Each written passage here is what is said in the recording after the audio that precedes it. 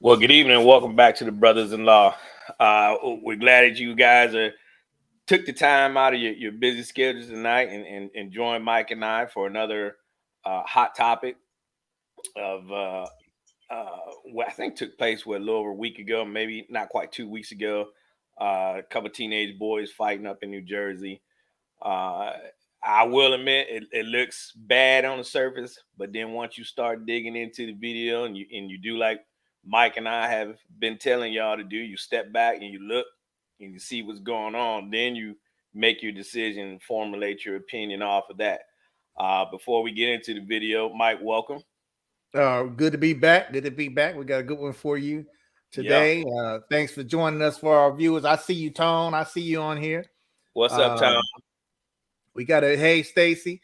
We got a good one coming up, and like you say, we always say, Corey, we try to look at a situation. We erase the emotionally charged, emotions out of it.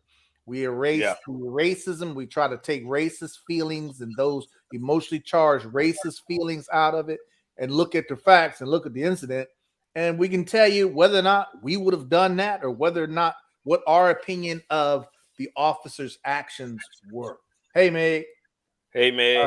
And that's it in a nutshell. Yeah. Leave the emotion out of it. And what I'm going to do different, I'm going to leave the volume down on it this time because I want you all to focus on the actions, what's going on, not hearing what the news media is saying. Hey, Carol, and focus on that, right? And like Mike just said, leave the racism out of it. This ain't what we're talking about. We're looking at, is this what a reasonable officer would have done? That's it. That's it. Nothing more. And keep in mind, you got two officers responding, right? And Mike and I can give you our opinions or our analysis on if what we would have done if we were on that type of call. And I'll share with you another story about myself when I actually broke up a fight in a mall. And so without further ado, like, share, and subscribe if you're new to our channel, and share this out because I think it'd be very, very beneficial to those who like to rush to judgment to kind of, hey, all right, let's step back a little bit and let's see what we got. All right. So we'll go ahead and cue it up again. Like I said, I'm gonna cut the volume is cut down because I want you to focus on what you're seeing, and then during the video, Mike and I will stop and we'll do a commentating on it and letting you know what's happening throughout the video. So without further ado, so again, this happened a little over a week ago in the mall up in New Jersey. Mike, what do you think? Is it relevant why they're fighting, or just as a cop you get the call for two kids fighting in the mall? Yeah, it depends on what I see when I arrive on scene. So you and I get that call as an officer, I'm responding, and if I come on scene and I see two kids fighting, just like was reported in the mall, I'm gonna take the necessary action right then and there. It all depends on what I see. Now, if I'm responding with another officer, well, that other officer has their perception and their view of, they process what they see and decide what they're going to do. We both have an idea of what we're going to do, but I can't say factually what my partner's going to do because we're not there yet, right? Right. So, but we know that the ultimate goal is you got two combative subjects fighting in the mall. You got to break them up, make that scene safe, make them safe, and get them under control, and then figure out what's going on, who did what, and what's going on. You see what I'm saying? I'm glad you said it because, like I was sharing with somebody last week, the officer's number one goal when you come to a scene like that is render the scene safe. Right. So And let's keep. what that means is it could possibly mean handcuffing individuals. Again, it depends on what you see. Yep. Handcuffing individuals, obviously, that's a common tactic when you go into two combative subjects. You're going to handcuff the individuals and make them safe. You don't know who the primary aggressor is yet or not. That doesn't mean that you don't put handcuffs on the two people involved. Okay, Right. that just means you putting them handcuffs on to make the scene safe. No one can hurt me, and no one can hurt each other. You Correct. know what I'm saying? Correct. Handcuffs do not mean arrest, folks. If you get handcuffed, that does not mean that you are arrested. Right. If you are arrested, then I'm going to tell you you are under arrest. Under arrest. Right. Okay. Yep. If I'm just putting handcuffs on you, I may not have made up my mind whether or not you are under arrest. But once I do so, I'll let you know. But handcuffs is just a physical restraint, nothing more, nothing less. That's it. All right. All right. Here we go, y'all. Detained. That's right, Joe. Thanks for joining us, Joe. Detained. Yep. All right. Here we go. Remember, the volume is off, so.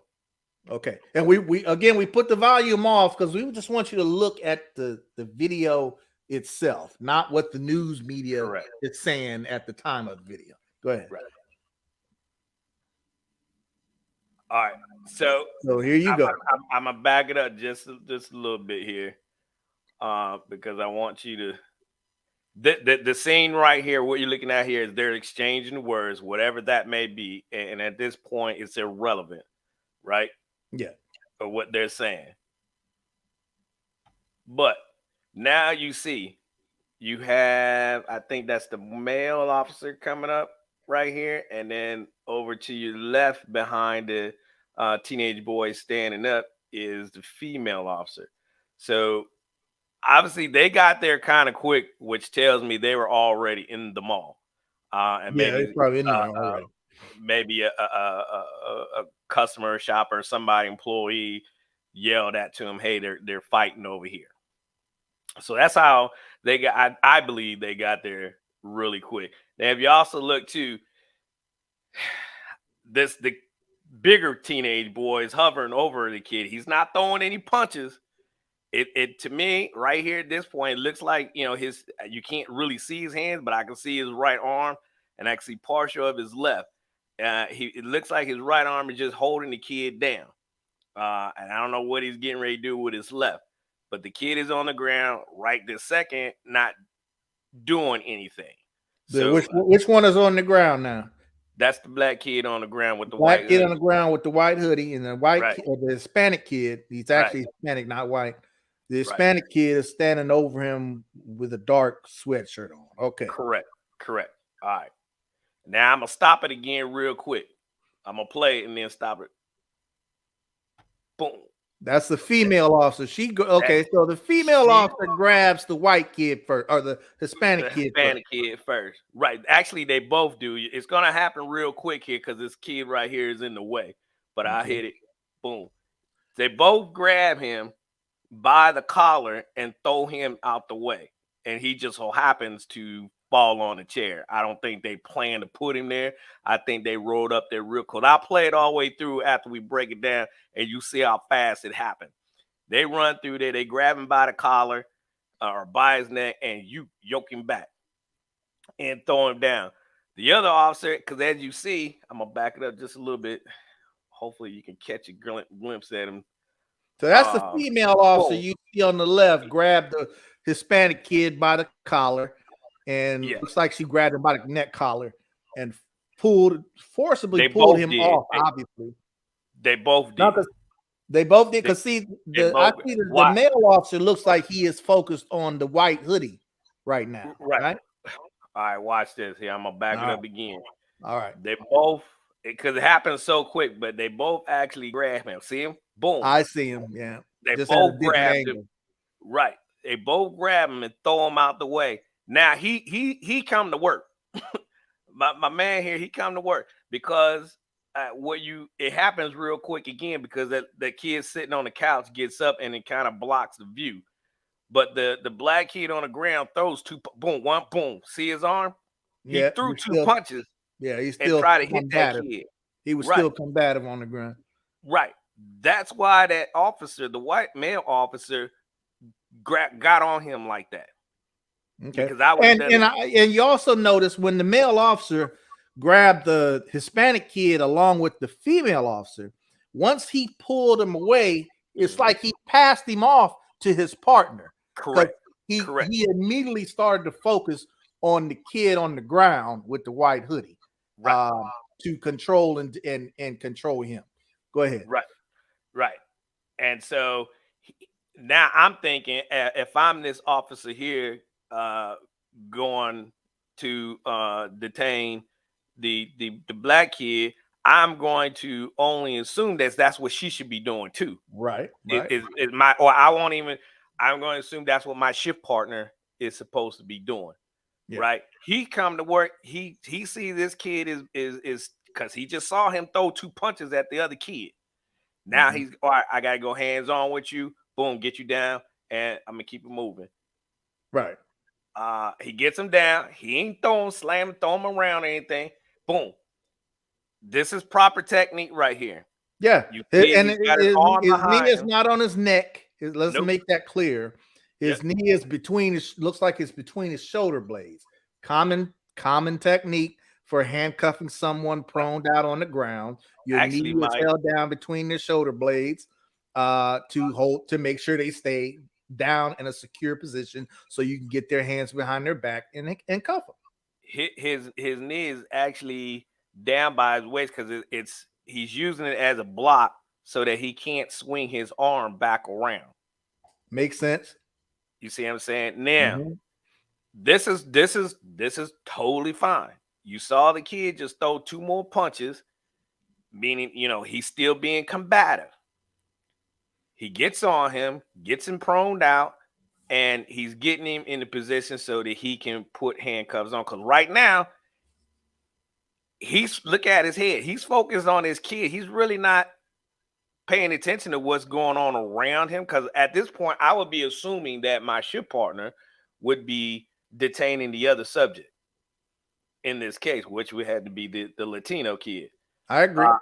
And I'm putting handcuffs on him. Now we're gonna keep him moving. He gets his arm out. She comes over. Now let me back it up because everybody gonna think that she had her knee on his neck, and she didn't. Watch her come back around. Boom.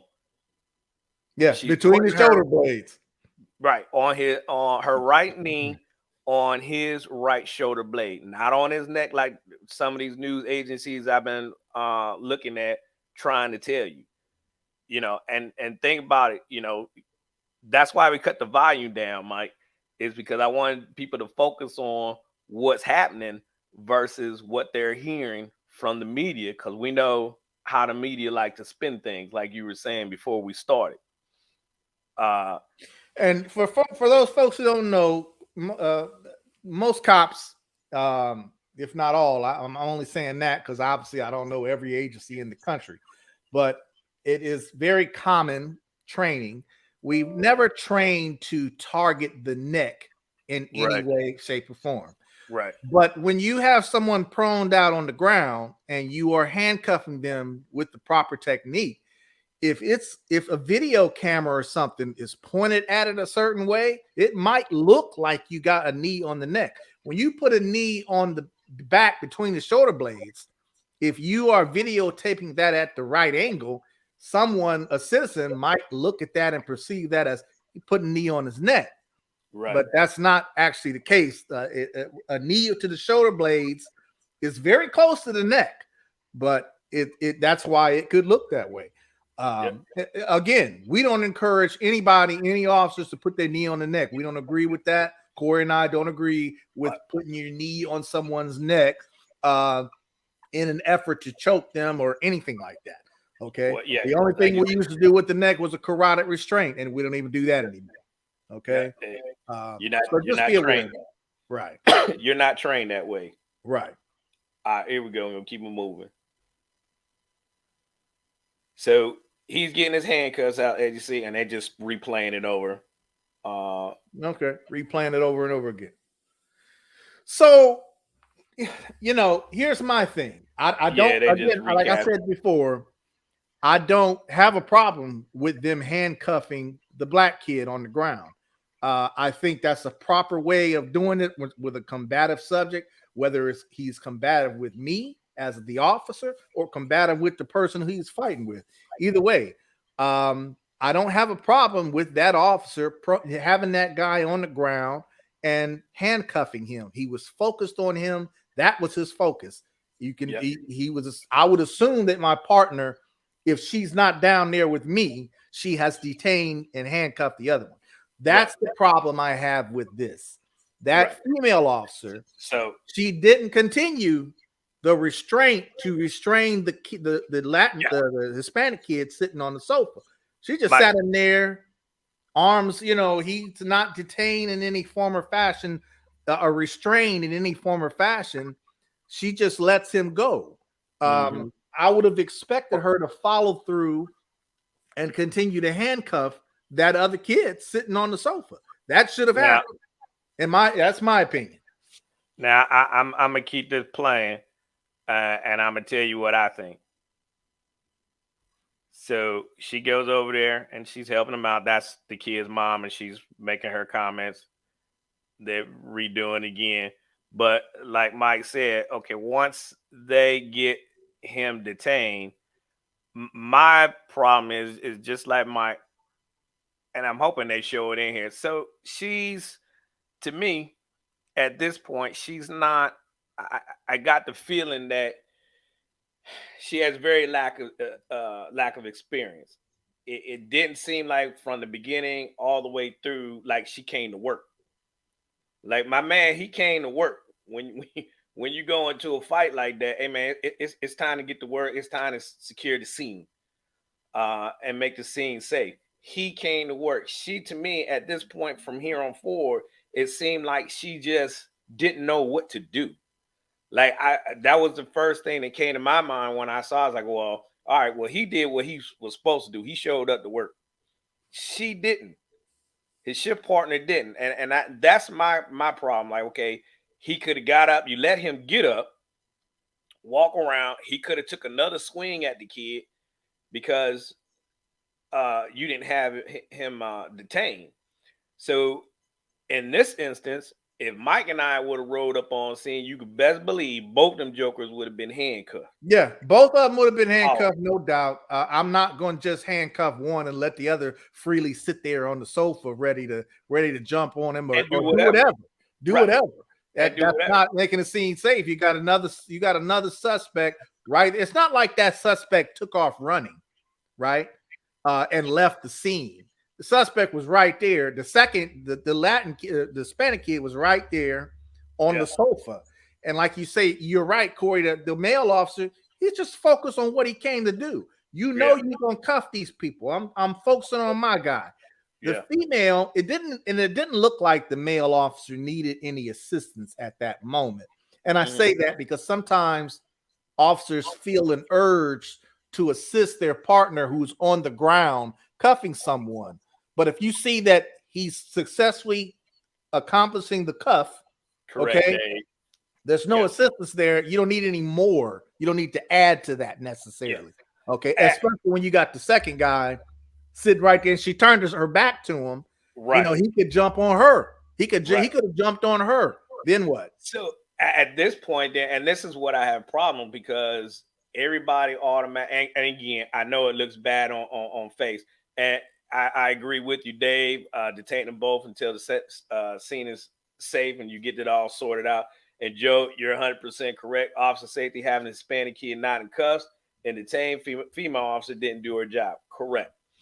Uh, I again, this is why we say don't rush to judgment because as soon as you saw it, they automatically made this a racial incident. And to me, it looks like a training incident because she didn't know what she was doing. Now, I'm not going to say she, I'm just going to say his shift partner because it could have happened. It didn't matter if it was a male or female officer. His shift partner didn't come didn't come to work in a nutshell. Yeah, Uh, didn't it was almost like she was at a moment where she wasn't sure what to do, so she just came over there where he was. You see where her partner was. That's what it looked like to me. You got another suspect. You turned your back towards that suspect, yeah, even though he was sitting on the sofa. Luckily, he didn't decide to jump up and do something more, but he could have. That's an yeah, officer safety issue. Okay. yeah. And you should have cuffed them. You should have cuffed both of them. So for people to not, I just want our viewers to understand before you think about whether it's a racial thing, I want you to understand what is normal and what would be a normal reaction from two former cops. If I were going to that call, both of those people are getting handcuffed, no doubt. You see what I'm Yep, saying? yep. There's not going to be one comfortably sitting on the sofa, right? All free and willy-nilly, uh, while one is being cuffed. I don't care. Obviously, we don't care what race you are. You both getting handcuffed, and that's what And should have happened. and again, yeah, what Stacy is saying, she should have handcuffed the other young man. As a mother of one who was handcuffed, I would be upset. Yeah, and again, that's that perception, right? You see just the black kid get handcuffed and not the Hispanic kid, or what the media was saying, a white kid not get handcuffed. So automatically, right there, oh, let's spin this as a racial incident. We're not actually really knowing what transpired, right? Again, And without actually knowing what's a common tactic for police officers. That right, guy who handcuffed the black kid on the ground did nothing wrong. He should have handcuffed that kid. What yeah, happened again, like we've been saying, his partner should have been handcuffing the other kid too, she but sure that should. didn't happen. You see what I'm And saying?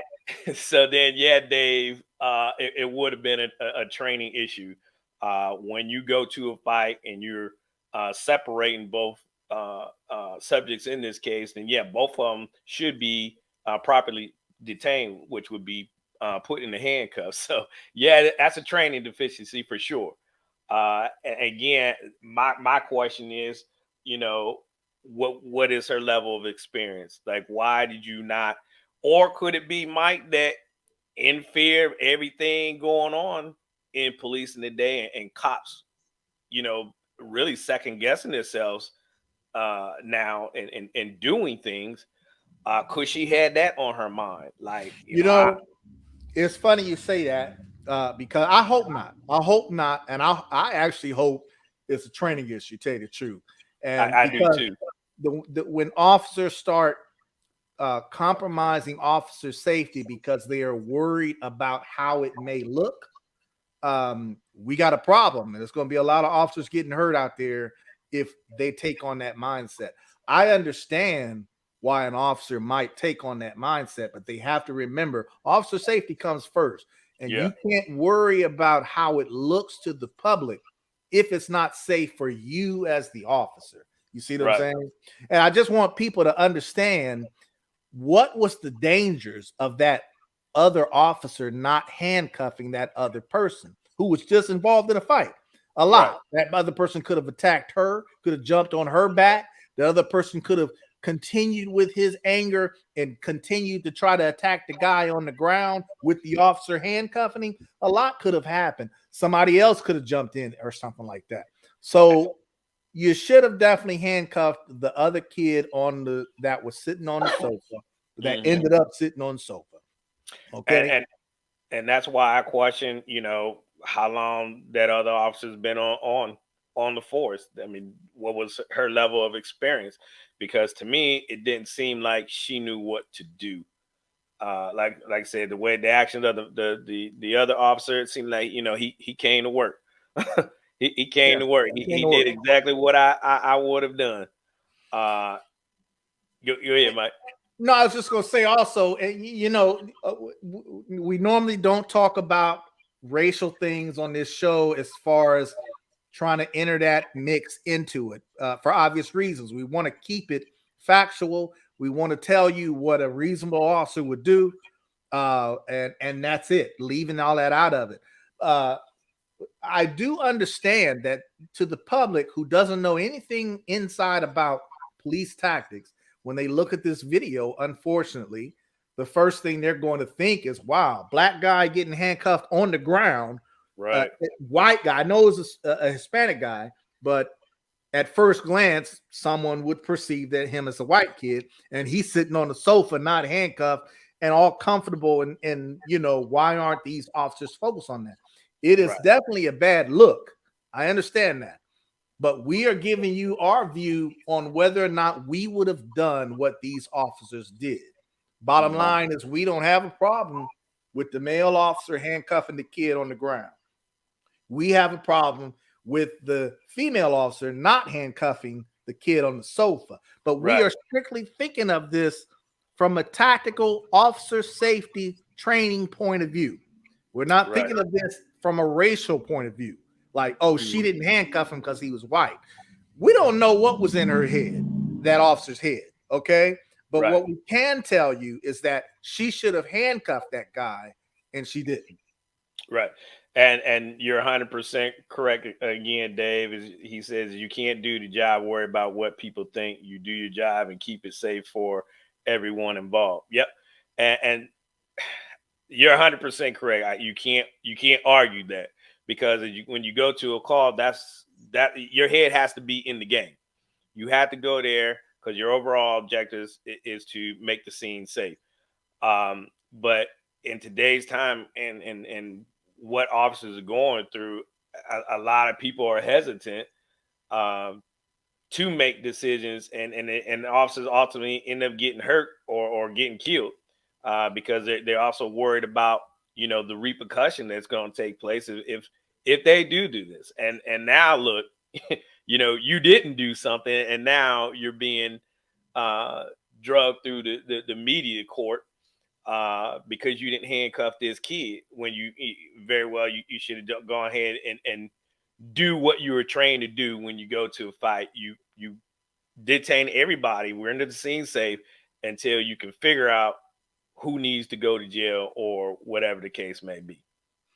And I agree with you, Joe. She wasn't thinking about police work and officer safety. She really looked like she looked like she was caught in the middle of something and kind of like stunned, like, what do I do next? Right. You see what I'm saying? Right. And that's the problem that I have. Hey, and don't get me wrong, officers make mistakes. There's some officers who may not be as experienced or may not have had the proper training, and they may look like that, or it might hit them like a ton of bricks at some point. And I'm not knocking that, because that can be corrected, right? Through training, through experience, those types of things can be corrected. So I'm not, slamming the other officer so much as far as her character goes or anything like that. No, not at all. Not at all. Not at all. Strictly looking at this from an officer point of view and what that officer should be doing. You know what I'm saying? Now, I mean, one could look at it like, if you don't handcuff the guy on the sofa, then why bother handcuffing the guy on the ground? You see what I'm saying? If either handcuff both or handcuff no one, right? In this case, it would have been appropriate to handcuff both, obviously. And that just didn't happen. That's unfortunate. Hopefully, this is a learning lesson for that officer you need to be, when it's time to get aggressive, it's time to get aggressive. Right. When you're taking somebody, when you're trying to handcuff a combative suspect, that's not flowers and roses and wine and come on, please do this and please do that type of situation. Right. And when you got to use force and you have to aggressively handcuff someone, it's not going to be dainty and nice looking. It doesn't matter if they're kids. Kids can fight and knock your block off just like adult can. I know some kids out there who can throw them ones and twos and they'll hurt you. You see what I'm saying? So absolutely, Joe said it best. Mindset. Joe trains on that. That's one of definitely a common training term right there. It's all about the mindset, and her mindset just was not there when it was appropriate to be. It was not the right mindset. And this is, again, Mike, what we've said before. This is a perfect example of the mindset of two different officers, right? That's another thing. Each officer, when they go into a situation, it is our hope that we're gonna both be on the same page, based on level of training and experience. So, and that's why I say I know for a fact that Mike and I rode in through this scene that hey, both of these young men would have been properly detained. But again, you had that mindset. Again, you start questioning, okay, what's her level of training? How long she's been out from the academy? Was she still in FTO phase? I'm asking all these different types of questions because based on what I see, I didn't see a racist officer there. I saw an officer that just clearly, like Joe said, she had the deer in the headlight look. Like, okay, what do I do? Like, you knew who was in charge, which other two officers was in charge, and it was obviously the other guy that got the kid detained and got him up and put him in a chair as well. Now, what we don't know, what we don't see, is after the video is over, how do we know that the male officer went and said, hey, go ahead and handcuff him too? Or did he turn around and take the cuffs off the black kid? We don't know. We don't know that. You know what I'm We don't saying? know that either. And you said meant something too, Corey, when you said two different officers with two different mindsets. And this might answer the question for citizens who say, well, why didn't that happen? Why didn't both of them respond and react the same way? That's a good question. And what some folks need to understand is just because you have two officers doesn't mean they necessarily will perceive something the same way and react the same way.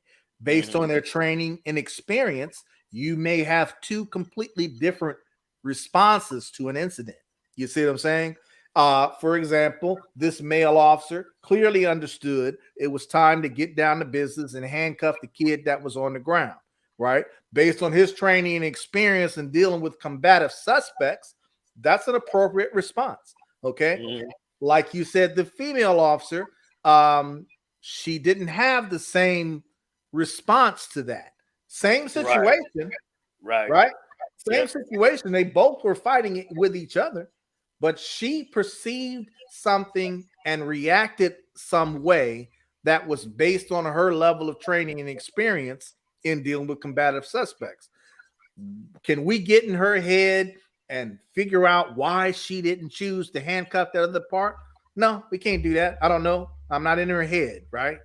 But we can only tell you what should have happened, what we see, whether she was, and this ain't got nothing to do with whether she's female or male. We just say officer because that's what you're dealing with. You see what I'm saying? And you just got to be, you have to understand that that's why you might have two reactions from two different officers, not necessarily, the one that was more aggressive, maybe he was supposed to be more aggressive than the other one. It's just that just happens sometimes. Yeah, and it, like Dave said, media is always trying to stir the pot, unfortunately. Yeah, and I mean, anytime a white police officer puts hands on a person of color, they automatically go ahead and make it out to be racial without even knowing the facts or taking what little information they do have and blowing it out of proportion.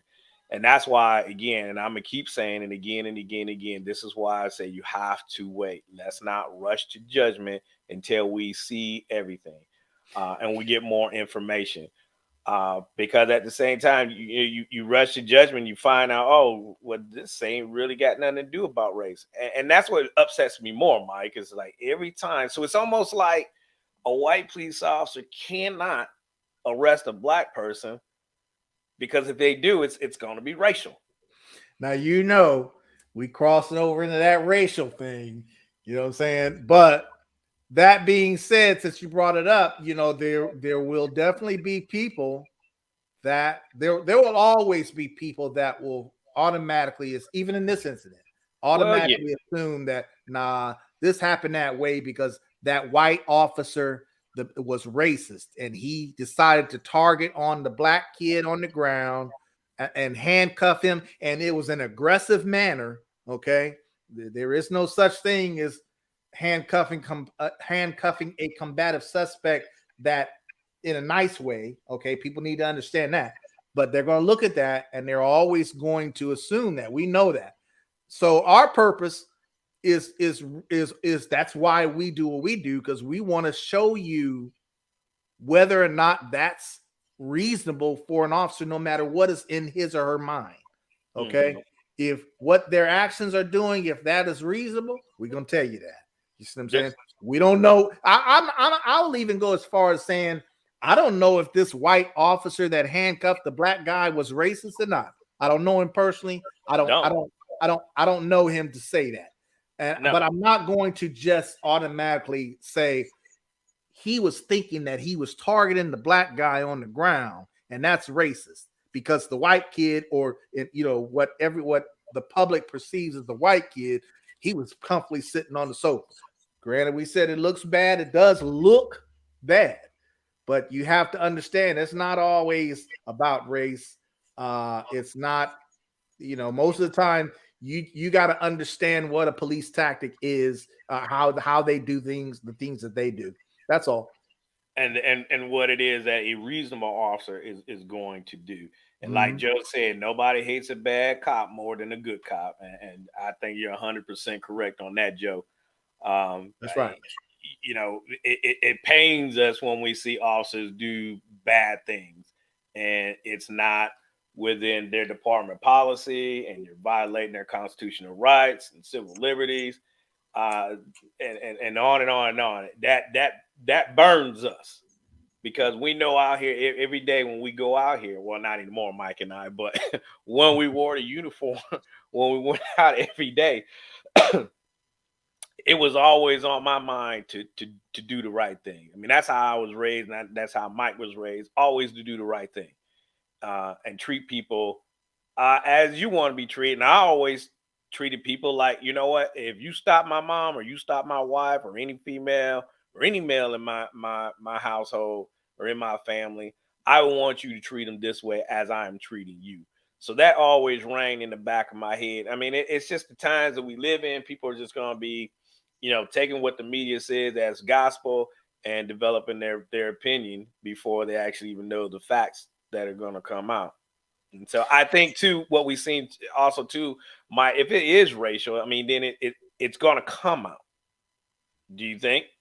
Maybe not. You know what I mean? But again, we don't. When we did the job, when we talk about these incidents on here, we would hope that our viewers understand that the information and opinions that they are getting from us are without race. We are not thinking of any racial type of way about something like this. They know we're not racist. I would hope that they know we're not racist, right? Right. So when we go and talk about these incidents, we are giving you an opinion that is completely unbiased and to a point where we are just talking about what an officer would and would not do, what's normal. You see what I'm saying? I hope that gives some credibility to the viewers as far as where our opinions are based from. They're not based off of race. They're just based off of us doing the job.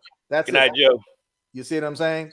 But there's always going to be people that will say, "I know he that's a racist issue." See, they'll say, "See, I told you." That's the Yeah. And we're not saying that doesn't happen. I mean, if I pick an incident, I take one incident at a time. And if I pick an incident, I'm just going to tell you facts of what my experience of dealing with certain things is and how I deal with it. Okay. Right. And that's it. Yeah. And Alyssa said you can't blame the male officer for the white guy not being handcuffed. He was busy doing his job with the other guy on the ground and left his partner to do her job. He can't control her actions, and you're 100% correct, Melissa. Yeah, I mean, right. he showed up to work. He came to work. He came to do his job. Thanks for joining us, Joe. Yeah, Joe. Thanks for joining us, man. Appreciate you. He came to work. He showed up. He did what he needed to do. And the question is, why didn't she do it? And again, it's those same questions we keep asking over and over. Level training, experience, blah blah blah. But you can't you can't kind of go into a situation like that. And again, it's two officers. You can't blame the one for what the other one did. He's not a superhero. Now, like I was telling you earlier, yeah, I was into something like this a few years ago. Taking my boys to the mall. It was after Christmas, and there were a bunch of teenage kids in the mall. Was a lot, and something told me something was wrong. Something wasn't right. And so we come out of the shoe store. We go walk around the corner, and then one of my boys, they wanted to go back to the Nike shoe store. And as we're getting back up to that corner where all of these teenagers were gathered, a fight broke out. So me being me, and I got my family with me, and I had my badge and gun with me as well. I took action. I got up in there, yelled, stay police," and yeah, I put hands on these boys.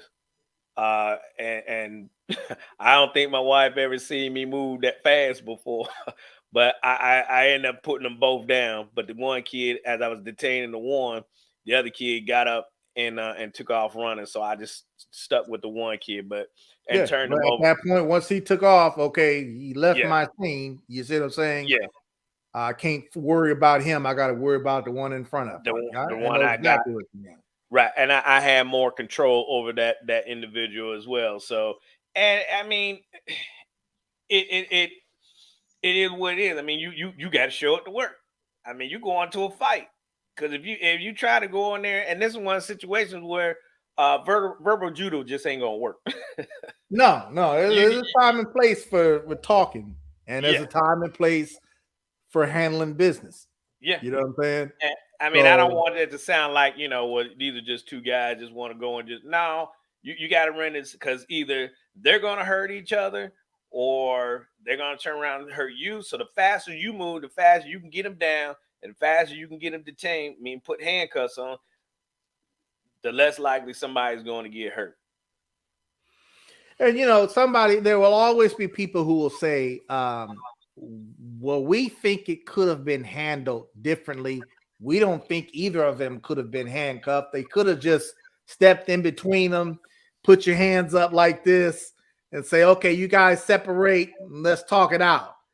When police officers, when they go to a combative situation, that just doesn't, we're not going to do that because you accomplish safety quicker by taking action than you do that this is a combat situation. Two kids fighting with each other. You see that these officers had to pull them apart.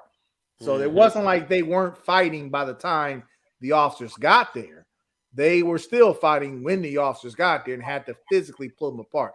If I got to put my hands on you, um, to the point where I have to cuff you, it's not going to be a nice little soft little touch.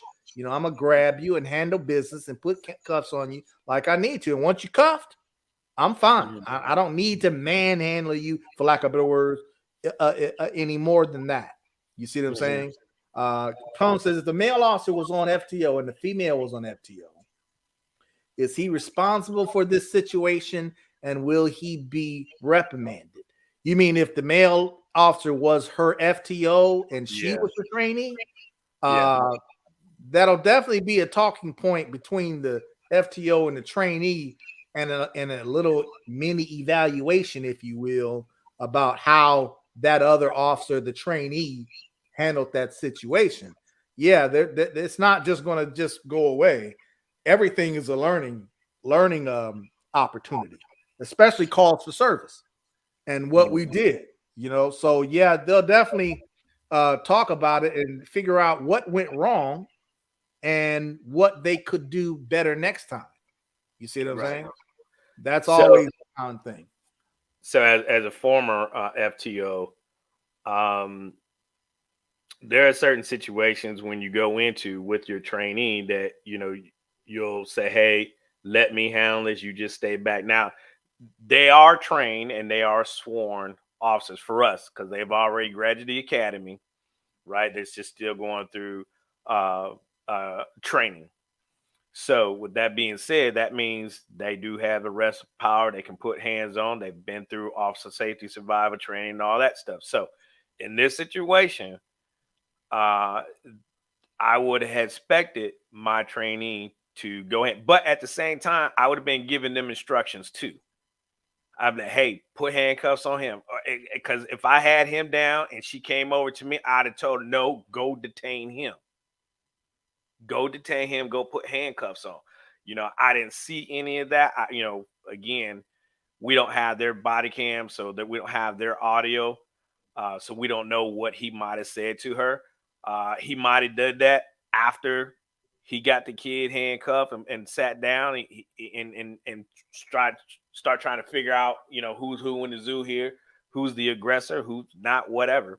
He might have said, "Hey, you need to put handcuffs on," or he might have did it himself, turn around, and put handcuffs. We don't know, but um, it definitely would have been a training issue if I was the FTO in that scene and that happened.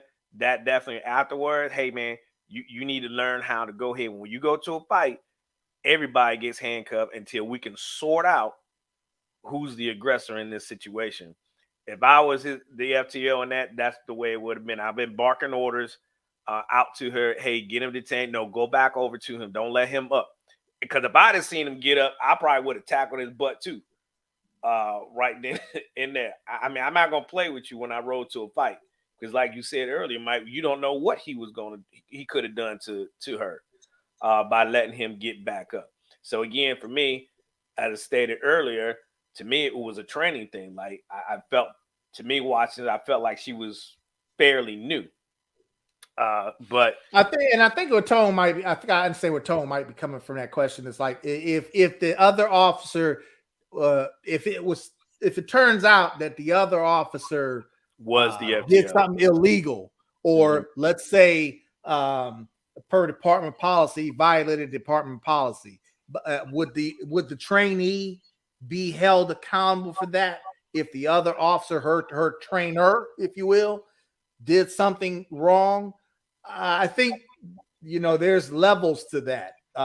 Maybe not. It depends on what you're talking about. It depends on how serious of a violation we're talking about.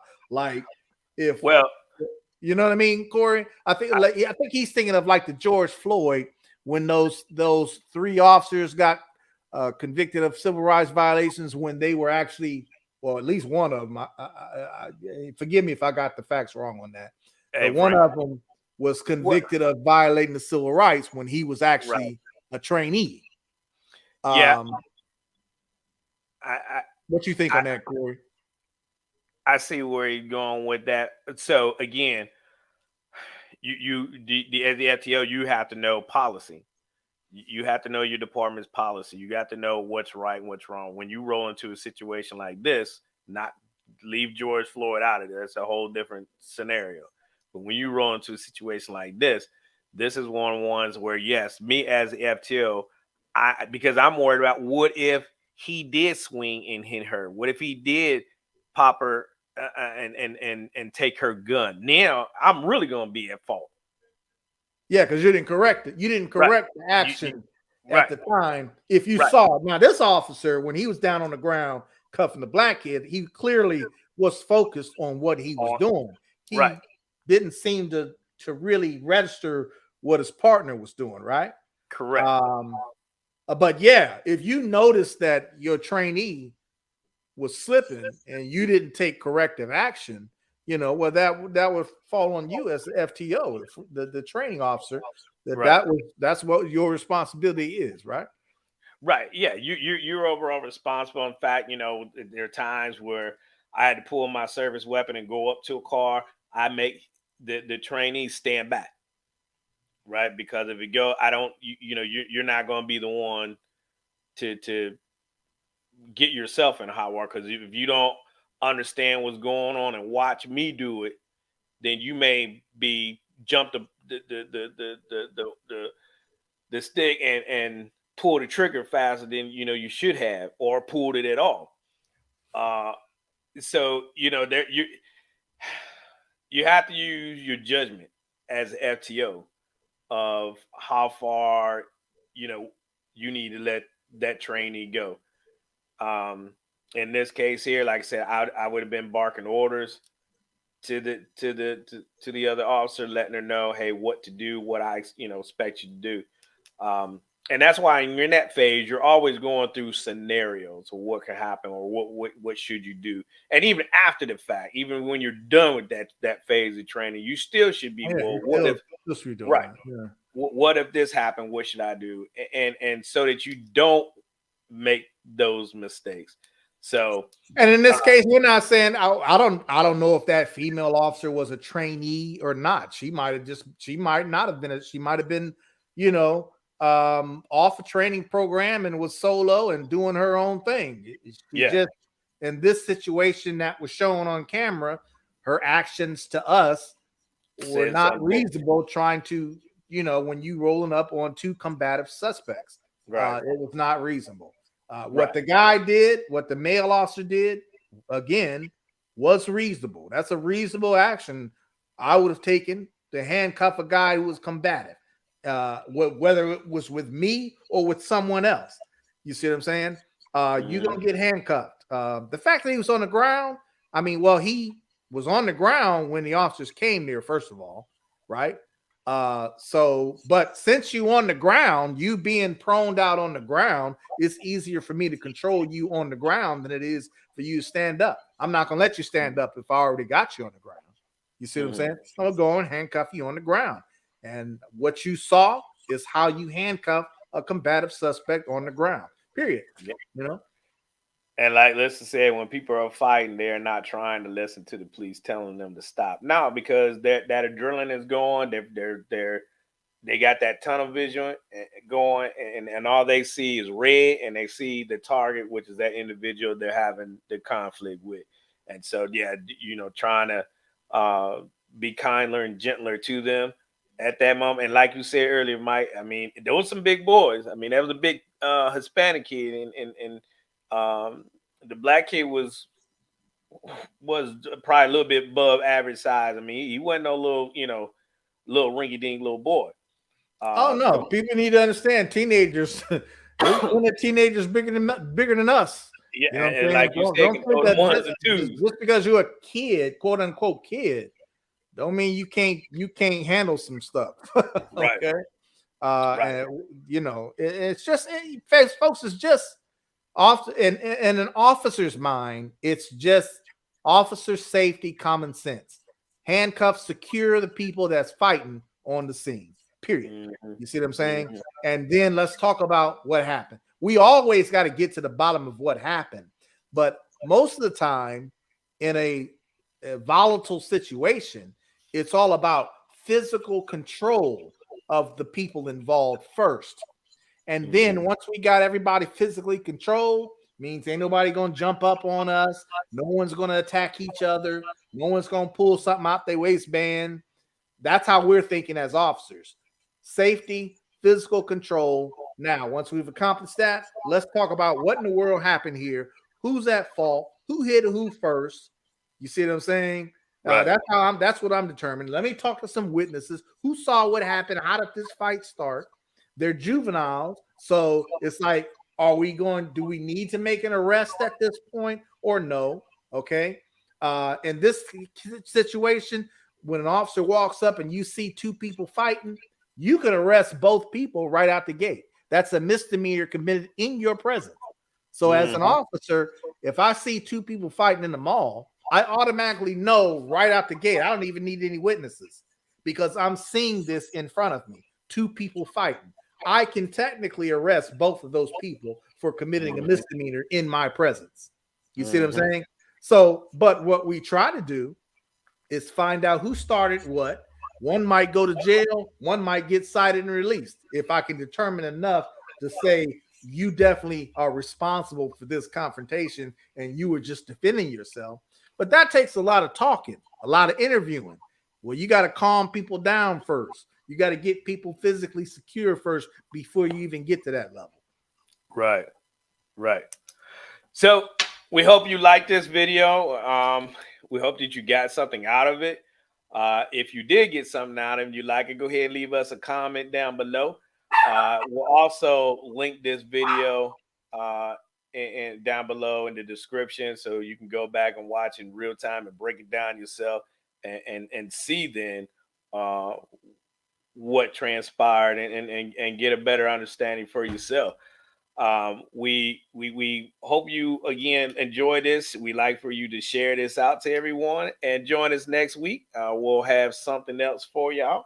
Uh, I don't know what just yet, but Oh, Mike and I will come up I with found a something. couple of things already. So, Yeah, uh, yeah. you know, Oh, we also got a feedback. I don't know if you all seen it, but they released the search warrant for yeah. the Amari Locke case, and it's 16 pages long. Um, I'll see if I can link it some kind of way into that in the description of that video that we did a couple weeks ago with the Amari Locke. It's 16 pages, so you can go through it, and it outlines everything, like Mike and I try to tell y'all in the video when we did that show. It's not something you go and just write down on one sheet of paper. No, it doesn't work that way. You given your credentials, who you are, what level of training you had, your experience, all that in there, which validates why you're asking for this search warrant. Who's in the house, what do you intend to get out of that house, and then you got to go back and put everything in the conclusion of what you took out of the house. Yeah. So if you've never seen what a warrant looks like, take a look at it if you get a chance and read through it. It's a lot of Yep. reading.